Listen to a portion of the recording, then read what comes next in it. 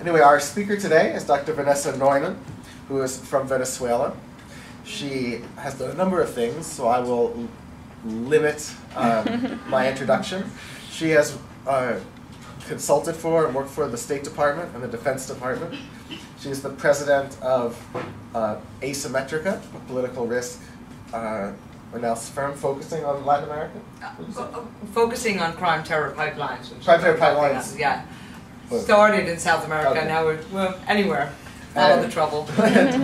She was the group leader for the high-level risk forum task force on charting illicit trafficking for the OECD. And she is a senior fellow at the Foreign Policy Research Institute's Study for the Center of Terrorism.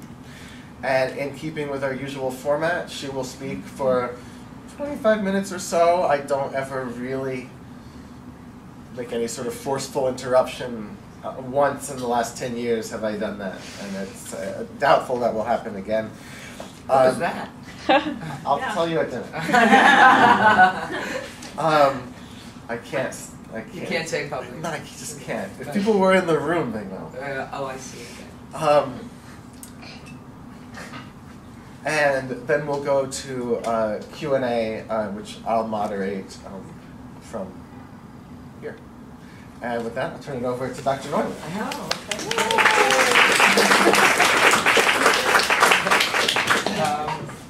Great. If you want, I can take it. Oh, really? So what do I tap you on the shoulder? Yeah, sure. Okay.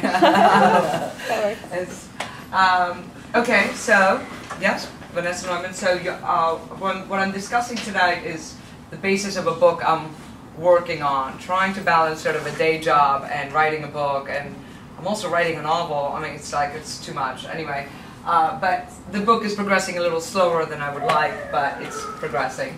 And its title is Grievance to Greed, the Crime Terror Nexus. So, okay, or you go? Sure. Yeah, there we go. So, what is the crime terror nexus? The old view of the problem that there were two problems, right? You had criminals and you had terrorists. And the idea was that the terrorists all would hang out together. We knew about the FARC, training in Libya, and the IRA, training with the FARC, and all of that in Colombia, and they travel around and they swap information and technology and all of that for decades. We've been hearing about that. And we also hear about criminals, trafficking groups, crossing borders, and smugglers, and drug traffickers, and there was a little bit of overlay in the first term of crime terror pipelines ever is narco-terrorism. Of course, that's like the first term that links the two types of criminal behavior. But they were considered to be very different. That criminals didn't want anything to do with terrorists, and terrorists don't want anything to do with criminals for a number of reasons. Terrorists are ideological. They're all about making a splash, right? An act of terror is actually a speech act. Not a pleasant one, but it's a speech act, right? You want to get people to notice your cause, to change the political system, to inspire terror, obviously. Whereas criminals need to move large amounts of goods, large amount of money. They want to be covert. They just want to keep carrying on in the long term. So really, neither one wants to do business with the other, because they have the ideologues don't want to do business with the criminals, and the criminals are like, oh, we're not, we don't want to deal with the ideologues. So that's what back that way? Oh, there we go. What I'm arguing is what we're seeing is something called a threat convergence. You can tell I've spent too much time with the Defense Department how to use terms like that. But it is actually, I think it was 2011, the White House under Obama signed the paper asserting that transnational organized crime, we call them TOCs, T-O-C, transnational organized criminals, represent a tier 1 national security concern. So it's official. You have the UN Convention against Transnational Organized Crime. So it's now like a thing in thinking and international policy. The idea is that we are seeing them converge. We're seeing them do more business together. That there is not just using one as a proxy for the other, which in some ways was always the case, but that in and of itself is happening a lot more. But we're also seeing that they converge a lot more and use a lot of the same fixers and facilitators. And that's something that we call strategic nodes. So what has happened is that they learn from each other much faster, the technology swap, and the reasons for that is exactly what the topic is of my talk tonight. So, all right. Why? So we call it the CTP, the crime terror pipeline. It's a little bit of a misnomer because it's not a straight line. They tend to congregate around certain facilitators and fixers like shippers, lawyers, bankers, border agents, that kind of thing. But they're spending an increasing amount of time together, and the lines are becoming increasingly blurred. And the reason for that, one is the quest for income, because FTOs as foreign terrorist organizations, again, another sign of way too much DoD time, is like everything has initials. It's like an alphabet soup. But anyway, I'll try and keep it down to CTP, FTOs, and TOCs, and that's pretty much all we need to know for today. So you have a quest for income because as the sanctions become more draconian, the sanctions on Iran and other countries, the surveillance of banking is tighter, and that they're losing state sponsorship. So they need to find money. So that's one reason. Another reason is what we call flattening of the networks in response to command and control disruption. We've all heard about the drone attacks, right? Killing out the the heads of the, killing the different heads of the terrorist groups. Well, now they're like down to like the third or fourth tier. I mean, these guys aren't even, they're a long way from the sort of deck of cards that were handed out in Iraq. These way beyond that. So now what has happened is that they've realized, so two things have happened. You don't have the straight lines of command and control, and the terrorist groups are not as effective as they used to be. They're kind of gone. So they have fractured into cells, they fractured into cells, but then they coalesce around different ideological groups. You might have heard of Al-Qaeda, AQIM, Al-Qaeda, Islamic Maghreb, AQAP, Al-Qaeda, Arabian Peninsula. And there are different sort of factions that some are more linked to Al-Qaeda Central than the others. So they fracture, and they have to find a new way to survive. So they move and form new regional alliances without necessarily the others, other groups, other cells of the group knowing that. They've also figured out that this is a good way to avoid detection. So one is it's a natural consequence of them losing their leadership.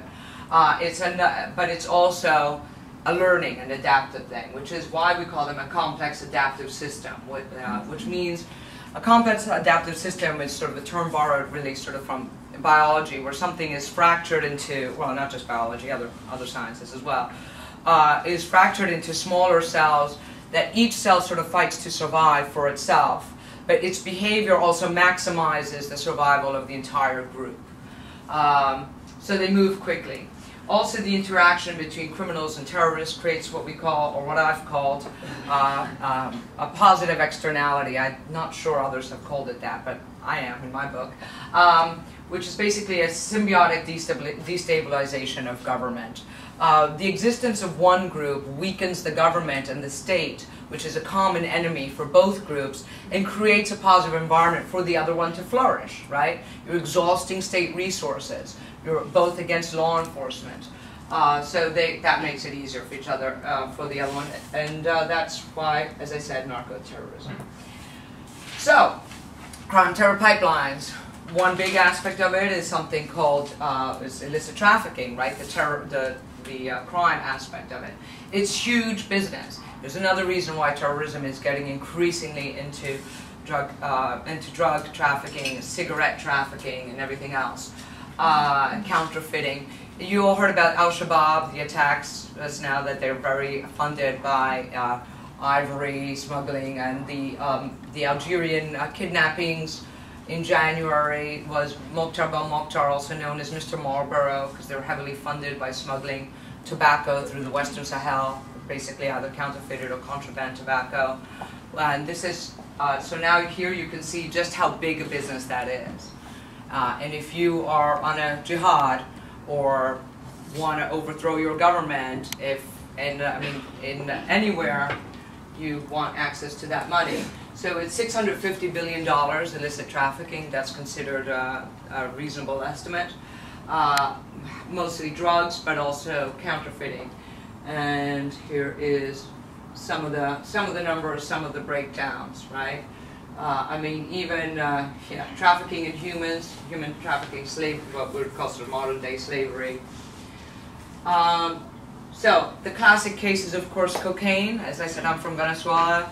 I actually cut my teeth in this sort of political risk analysis, working on Latin America and Colombia specifically on the FARC.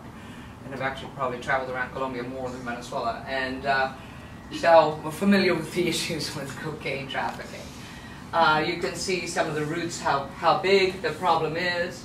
And oh look, it maps out, coincidentally, the trafficking routes with a lot of the places where you see some violence. The uptick in Western Africa lately has been because of an increase in trafficking into West Africa.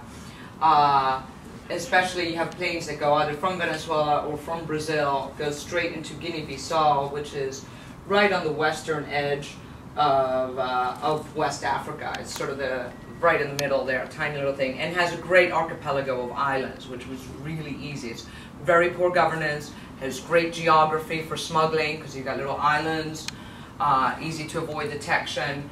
And that's one of the things that when you look at to try and predict where these networks are going to move, that's what this analysis is for, to try and predict. You looked at aspects like the history of the region, the geography, what are the human connections of diasporas, etc. So CTP, so the product goes out and the money comes in, and then feeds, again, some of these guys. You have Sendero Luminoso, you have FARC, you have others, right? Here's another thing that's really interesting is the role of borders, right? So you have in the classic case amongst law enforcement and intelligence agencies, their favorite hotspot on earth has traditionally been what they call the tri-border area, right? It's like all the baddies mixed together. Because you have three countries, like one city basically crossing over three different countries. Ciudad del Este, Foz de Iguazú, and so everything that goes from around, not everything, but basically across Paraguay, Brazil, and Argentina, you have huge amounts of laundering. About $6 billion a year is laundered through there, and actually, and so much so that apparently you can go through at night in the Ciudad del Este, like armored cars leave at night with just sort of loads of cash. And you have absolutely everything hanging out together. Your local sort of counterfeiters and DVD pirates, although I'm still amazed that anybody sells counterfeit DVDs. Like, really? That's still a problem? Okay, but it is. Everything from that to human trafficking, weapons, everything else, and tobacco. Tobacco is a huge problem there. I've been working a lot with my private, with my consulting firm, tobacco smuggling issues, and I had no idea how big it was until I started working on it. And billions of cigarettes go through. That's actually their highest profit margin product moving through there. And you have everything from Chinese triads, you have Lebanese, you have Hezbollah, Gama al-Islamiyya, and you even have a big shopping center that's owned by the Barakat network, which is a known supplier of Hezbollah. They just have sort of big shopping center full of counterfeit goods, a bit like the silk market in Beijing, which is not actually a silk market, it's a counterfeit market. Been there, it's pretty amazing. And so here's one of the bad guys who sorry, I hope that's not too politically incorrect, but anyway, whatever. But, bad guy in my view, who comes and goes from the tri-border area really sort of through with impunity. Is Mohsen Rabbani. He's sort of the head of a big jihadist Shia recruiting network. He comes and goes from Qum in through the tri-border area, and he was considered the mastermind of the bombings in 1992 in Buenos Aires, of the Israeli embassy in 94, of the Israeli, the friendship society known as AMIA, and Quds Force, and he comes and goes through there, often through Venezuela, because Venezuela and Iran are very friendly, and then crosses the border into Brazil.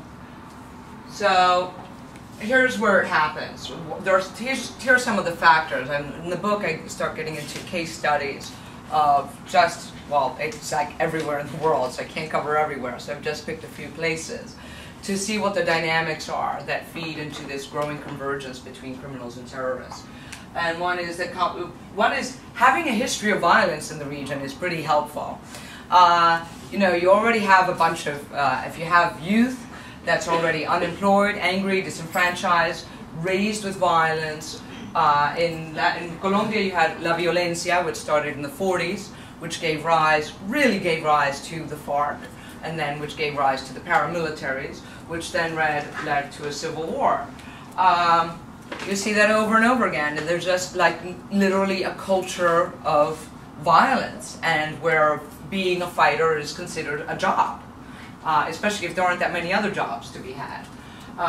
When you have a weak state, also people always talk about, you know, it's easy to look at these things from the outside and you go, oh, those bad guys, they're so evil, why aren't they just rejected by the local population? Well, yeah, but they're not necessarily bad to the local population. Often the state has failed to provide goods. In Colombia, there was, you know, when the FARC was in its heyday, they only had about a government office or a police station, any form of government, in about 1/3 of the country. So they didn't supply education or food or jobs to their people, but the FARC did. So the FARC are bad guys, but hey, they filled the void left by the state. And you see that over and over. You see that also in Lebanon. You get into this then give and take where the terrorist group becomes the supplier of services that the state isn't supplying, but also then works, once it establishes that, it actually works to keep the state at bay. So it becomes a competition. Lack of other economic opportunity, I talked about that. Criminal self-image, meaning they portray themselves as some sort of Robin Hood. That is very interesting to do narrative analysis on terrorist groups. TOCs as a tool and coin. So meaning that transnational organized criminals have become a tool and coin, meaning counterinsurgency. Governments have to do this quite a bit, actually. They didn't really talk about it, but if you study closely different examples, whether in Central Asia or Afghanistan, or you see it you can see it in Southeast Asia, you can see it in Latin America, where the governments actually use a criminal group to combat another group that's trying to overthrow the government. Arguably, that was the relationship between the Colombian government. I have dear friends in the Colombian government, so I don't want to say, you know, but the reality is that they did use a lot of the paramilitaries, the AUC, and then of course when it came time to negotiate peace, the group that got the first peace deal were the ones that were the government proxy. Surprise, surprise. Now they're in talks with the FARC.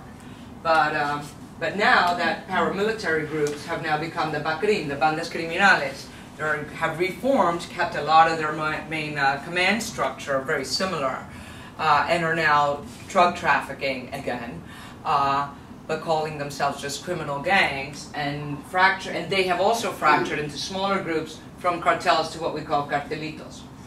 Here's an example of, I'll just give you a few pictures of bad guys, because I love pictures of bad guys. They're usually so unappealing, too. Like, they've got some girlfriends, or, you know, it's kind of remarkable, you know. You'd think that with the hundreds of millions they're making, they could hire a, you know, stylist or personal trainer, but anyway, apparently not. So anyway, this is Walid Makhled. He's Venezuela, Colombia. You see, that's his National Guard ID. He was a private citizen, but they gave him a National Guard ID, his intelligence, to help him smuggle.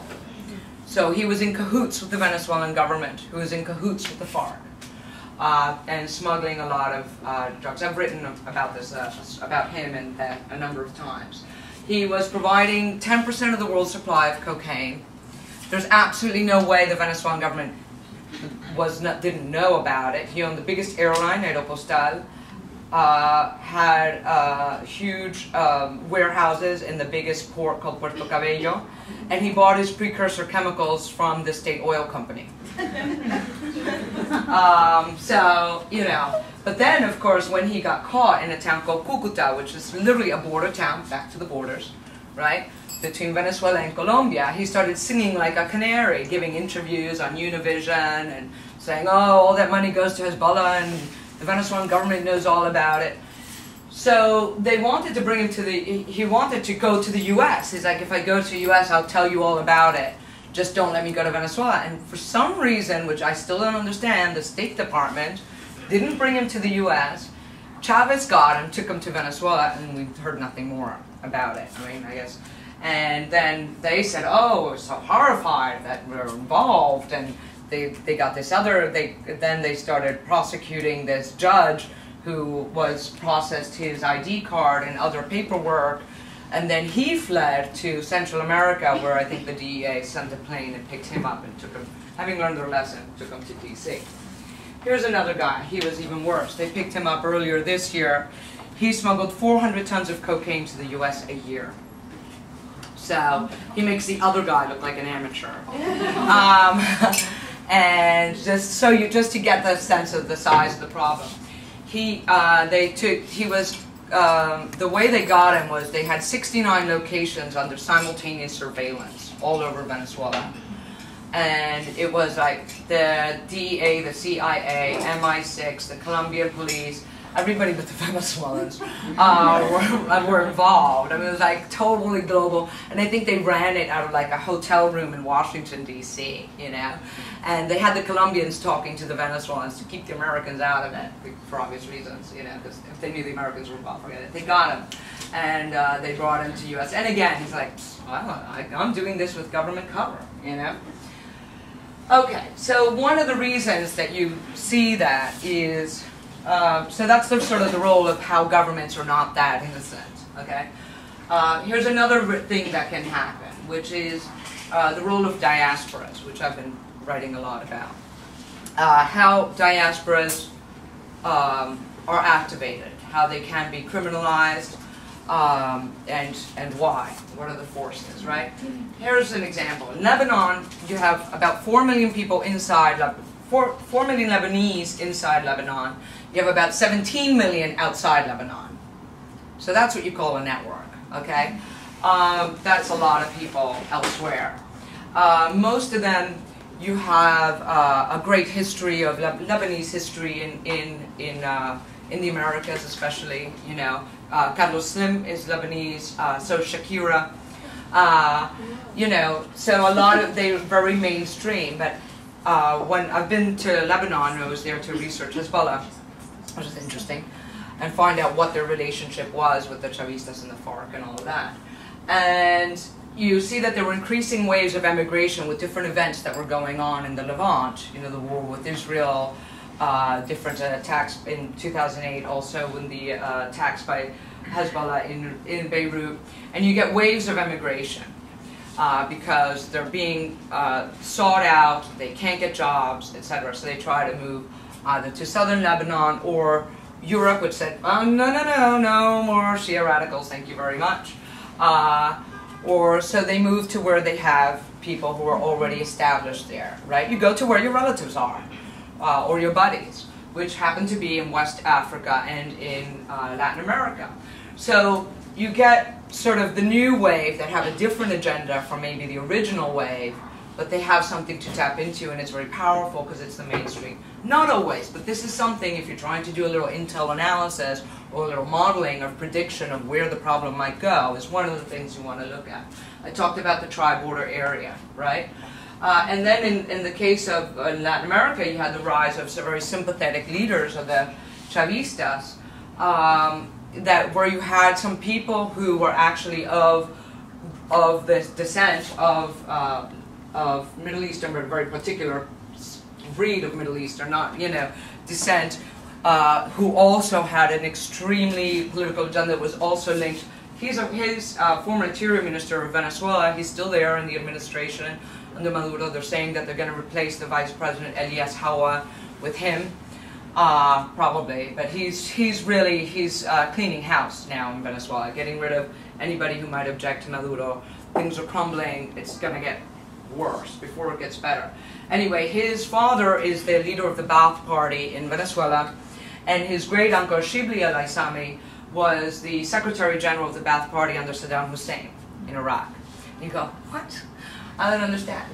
He went to a school called Universidad de los Andes, which is a real hotbed for very radical thinking, very FARC, very sort of drug trafficking badlands. It's right on the border in the mountains, on the border, again, with Colombia. And it's a real, for decades, it's been a hotbed of that kind of activity, along with other members of the administration, Hugo Cabezas. You also have, the head of the planning director for PDVSA, the head of Ferrominera, which is the mining, and Cavim, which is produces the weapons. They're all under people of very radical, that are Middle Eastern descent, but a very radical, sort of jihadist Middle Eastern descent. And they're also supporting the FARC. So you see how these sort of very different political agendas connect through to each other, and they find each other.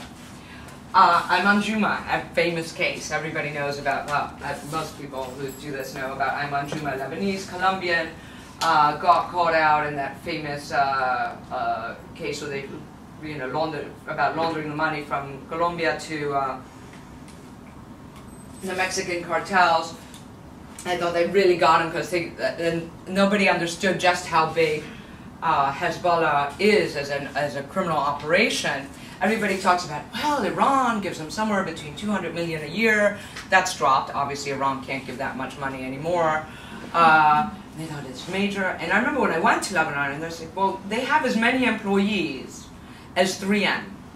Okay, Hezbollah has over 30,000 employees. Most of them are not fighters. Some of them are doctors. Some of them are school teachers. But that's the number of people that are on the direct pay of Hezbollah.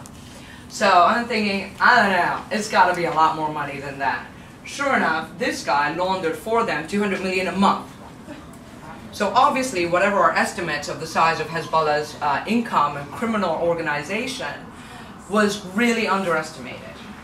So it's bigger than we realize, is basically. Okay, where it happens. I talked about where governance fails or colludes. Well, I don't know what's there. Was that repeated? Oh, here we go. Where it happens, trade agreements and migrants. The other thing that I have this theory, which facts seem to be bearing it out, that one of the unintended consequences of some of these trade agreements that are signed, especially, is that they often bring in a new population into a strange place, which means that they can be exploited in two ways, either by the locals in their new destination, or by the people back home. And I'll give you an example. You have China has been signing a lot of energy-backed loans all over the world, in Africa and Latin America, which is basically to Venezuela's gotten like 80 billion of them, $80 billion worth. But many other countries, including those that are starved, right? And also all over Africa, that you promise, we will give you X amount of money, but you promise to deliver such and such raw material to us at a fixed price over so many years, and we will help develop your infrastructure, the ports, the roads, the infrastructure to get it out. So, oh wait, it'll be our workers to do it. So suddenly you have all these sort of Chinese workers being exported, taken to these new countries where they're not welcome, because the locals look at them and go, why are they taking our jobs? There have been incidents of violence against the workers, in a sense, unfortunately, sort of caught up in that. And then the triads come along and they're like, so, you work in the port. I know where your uncle is back home, and now you're going to work for me. So even when you have these, you know, average Joe workers doing an honest living, and when they get caught up in these sort of strategic infrastructure projects, especially far from home, they're exploitable and can become part of that criminal network. The other thing we always talk about is also what we call the gray economy, which is the mixing of honest business and dishonest business, or however you want to couch that, which is basically money laundering is the classic example, right? So that was the remember, I put that up because there was a big case. I know him. He's a great guy, actually. He just left government. Like, you win your biggest case and then you leave. I guess go to private industry. I'm not sure where he ended up. Lanny Breuer, who was one of the deputy, what do you call it, attorneys general, biggest fine ever against a bank, $1.92 billion for laundering money both for the Mexican cartels and Hezbollah. I mean, all of it. It just, everything went through there, and they said, not funny. So, but here's an example of counterfeit illicit trafficking. So my slides are a little bit in wonky order. There's a great photograph of someone walking over all the counterfeit medicines that were seized in China. Tobacco smuggling. I'll get into this. So tobacco smuggling is actually a big problem. I heard of recently there were containers. I mean, huge 40-foot containers of legitimately produced cigarettes were taken by a militant group in the Sahel just a couple of weeks ago, and so there's a little concern of, wait, has that all become weapons now? Because they literally trade them for weapons, and then tobacco in particular is used almost as a currency. Tobacco and drugs, more than anything else. And so these are just examples of a particular Belarusian gang that smuggling from Belarus into Western Europe. And there's huge overproduction in Belarus. So what I have been looking into is not just the downstream gray economy, but the upstream. When you have this quantity of illicit production, somebody's feeding it. Somebody's providing the raw materials to it. And in the case of tobacco, these are often either counterfeit, so they're not made by their big tobacco companies, or something else called illicit whites. But they're still getting the filters and they're getting the cigarette paper. And there are only a few companies in the world that make them. And they're huge. All right? So that's been my latest pet project, is looking into that. Here it is. So for instance, the guys who make the filters, right, it's something called cellulose acetate tow. It's highly concentrated, and I've been tracking how it moves.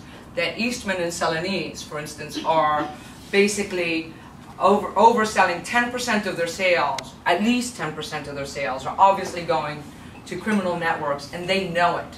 They have to know it.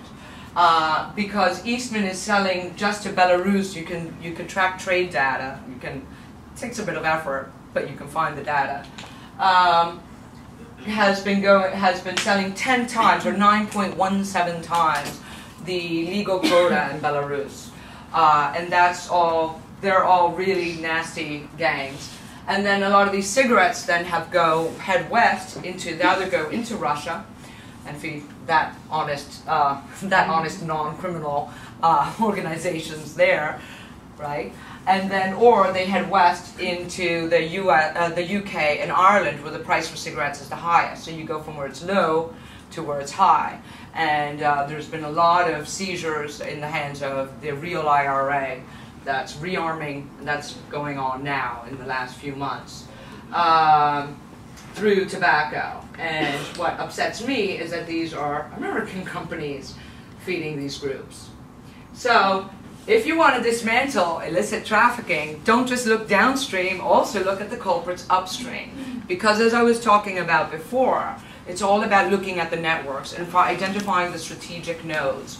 Stopping an occasional container of drugs or pharmaceuticals or tobacco or counterfeit bags ain't going to do the trick.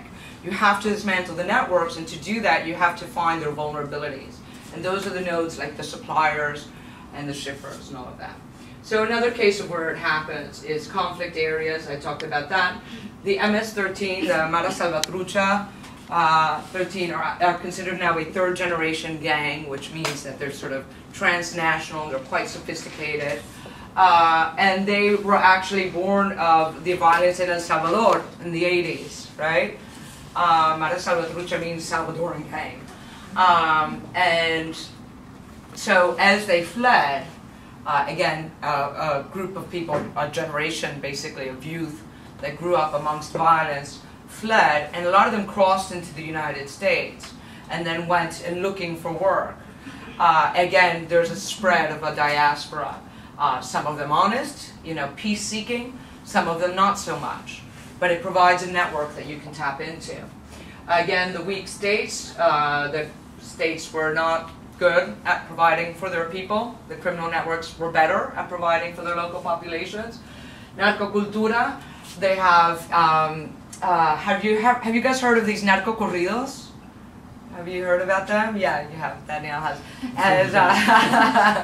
When I went to Colombia and some restaurant and sort of club and they're playing this music, it's almost like the troubadours of the Middle Ages, and they're singing about the glory of the amount of cocaine they're smuggling and the great guy who's like the leader and all the people they killed, and it's like singing about their exploits. And they're very popular songs, like, wait a minute, what? It's like hip-hop, it's their version of sort of hip-hop. But they're tied to a particular cartel, and they will have their own little troubadours, their own little group that writes songs about them to glorify them. It's pretty something. Or they also have insignias, right? They'll have not just gang insignias, but they'll have also religious signs, patron saints. The carteles will have patron saints, and that they'll post the graffiti on the walls. So it's very much tied to that. TOCs as aids and proxies to FTOs. You heard about the Arbabsiar case, the guy who was the Quds that was going to hire the Mexican cartel Los Zetas to kill the Saudi ambassador in Washington, D.C. We thought, oh, that can't be true. Apparently it is true. The money was transferred. That's what they waited for until they did. They got the DA said, oh, wire the money into my account. And they go, holy cow, the money's here. It's a real plot, And that's where it went. Activity appropriation. These cartels are behaving like terrorist groups, VBIEDs, vehicle-borne improvised explosive devices, like Iraq. They're behaving that way. Hezbollah is very good at these things. This is an old technique of theirs.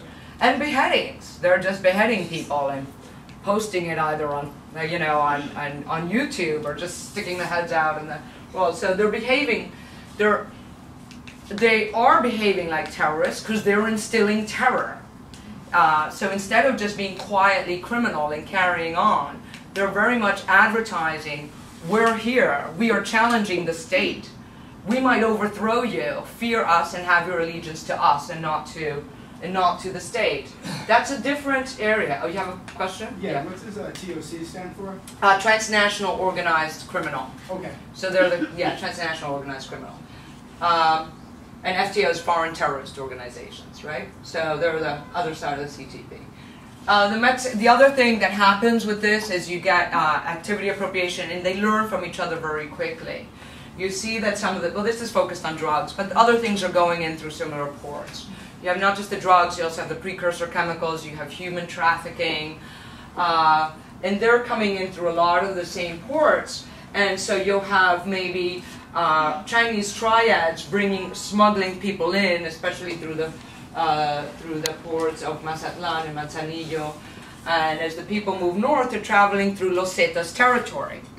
Now, you can't get through Los Zetas territory without dealing with Los Zetas, right? So now you've got the triads and the Zetas, and they're all, it increases their interaction. It means that they learn from each other, and it becomes far more difficult for security and intelligence to run. Conflict areas, I talked about the Guinea-Bissau, I talked about Mokhtar Belmokhtar being Mr. Marlborough, right, the mastermind of the Algerian kidnappings in January. The change in cocaine trafficking routes. Guinea-Bissau is the country that I said is the main, there are many others, but it's hugely has been up until very recently the biggest entry point for cocaine that would go from Latin America into Africa and then north into Europe. Now apparently they're just sticking it on Air France flights. Did you see that? A ton of cocaine went from Venezuela to Paris on an Air France flight, like a ton. Like that's never been done before, or not knowing, like they've never seen that before. I mean, usually it's like a little briefcase, you know. I mean, you know, this is just like they're obviously like either they're so sure of their trafficking route that they thought they could get away with it, or they're just shipping so much cocaine that they figured, well, heck, if we lose it, you know, there's another 400 tons, I guess. I mean, you know, but it's a sign of something major. That the fact that that was discovered. And they go, oh, that explains why there's so much more cocaine in Europe now, even though there seems to be less in Africa. They're just putting it on Air France flights. Okay. So, and Guinea-Bissau had a coup last year where actually it was the guys who staged the coup were the ones doing the drug running. They were the military guys. Because if you really want to run drugs, best to leave it to your military, right? And a lot of these countries, when they become really corrupt, you'll see the military involvement. Philippines has something else. Basulta, Mindanao, on the southern part of the Philippines, you have the MILF, the MNLF. They've had some bombings and attacks recently, although technically they're supposed to be in peace negotiations. But whenever you're in peace negotiations, there's always a bit of, hey, they start throwing a few bombs to let you know that we're still here and you still need to negotiate with us. That's sort of always happens. ASG, Abu Sayyaf Group, they're basically a criminal organization considered a trafficking, mainly drug trafficking and other types, timber trafficking also, organization. But they have acted as proxies for a lot of the jihadist groups. Oh, and here's an example of converging interests. Do you guys know who the guy on the left is? No? No? Do you know, if I say the name Victor Boot, does that mean anything? They made that movie with Nicolas Cage, The Lord of War. Yeah, which you know, I thought it was sort of a terrible movie, although I love the topic, you know. But Victor Bout was a Russian who was considered the biggest arms dealer in the world. I mean, like there was like not a war in the world that he was not supplying arms to, both sides, because you know, if you really want to sell weapons, you want to do it to both sides, clearly. So anyway, and he. And then Monser Al-Qassar is another one. And just to put a direct parallel, both these guys sold a lot of weapons to the FARC. But in their communications, that were uncovered later in the prosecutions, they were very particularly concerned that their weapons would kill the right people. They were particularly in Al-Qassar's case, he wanted to take down the Colombian army. He had a real thing with the Colombian army. Victor Bout was concerned with Americans. It's like, this will really kill the American soldiers, okay? Because obviously America has soldiers now, okay? So, just because they're criminal doesn't mean that they don't have a political objective. This is what I was talking about before. It's a challenging of the state, okay? So, beware of your tobacco smugglers too. You never know what they're up to, okay? So, lessons learned and possible policy implications of all of this. I'm wrapping up. Identify the synergies for CTP, look at geography, right? Brazil, close to Guinea-Bissau, penetrable islands, trafficking choke points like Panama, diasporas, where you have a group of people, you have one group of people that wants to do bad stuff, they have people that they know elsewhere, that's something they can tap into, that they have reasons to collude against the state. The only way to combat it is what the State Department loves to call, work quite a lot with the State Department's INL, which is a bureau, which is International Narcotics and Law Enforcement. The rest of government refers to them as drugs and thugs. Anyway, and so drugs and thugs say that what we need to do is create a network of networks, right? Is to share more information. Things can't be compartmentalized, whether it's military or intelligence or law enforcement. There has to be more sharing and amongst the different groups, because usually it used to be the way we thought that the criminals and the terrorists were siloed. Certainly a government is siloed that way, law enforcement and intel and all of that, they're quite different. And to understand the gray economy and disrupt the illicit supply chain. You don't wait till the money's laundered. Stop the people supplying the criminals. And that will be very effective, far more effective than, you know, trying to get them when the damage is done. And that's it.